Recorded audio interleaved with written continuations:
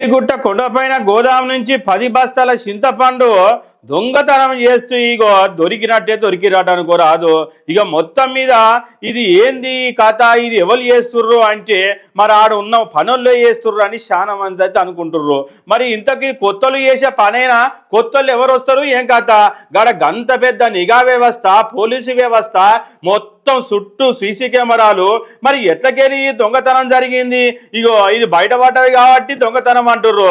మరి ఇట్లా బయటపడని ఎన్ని ఉన్నాయో ఏం కథనో గుట్ట మీద.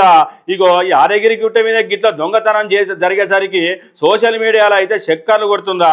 ఓరు నాయన, భక్తులు ఇచ్చిన పైసలతోటి మీరు అల్కగా బతుకుతున్నట్టురు గారా నాయన, ఇదేం పడరు నాయన, కష్టం చేసి ఏదైనా బతకాలి, ఏదైనా పని చేసుకోవాలి. కానీ ఈ దొంగతనం అలకంగా ఉందని గుట్ట మీద పని చేసుకుంటేనే ఈ పని చేస్తుర్రు అని చాలా మంది గరం అవుతుర్రు. ఇంతకు దొంగతనం చేసిన వాళ్ళు ఎవరు కావచ్చు? మరి ఇంటి దొంగనా బయటి దొంగనా? మరి ఇంటి దొంగ అయితే ఈశ్వరుడైన వాటాడు అంటారు. మరి చూడాలి పోలీసు అన్నల పడితానం, మరి దప్పునే పట్టుకొని బయటికి చెప్తారో చూడాలిగా.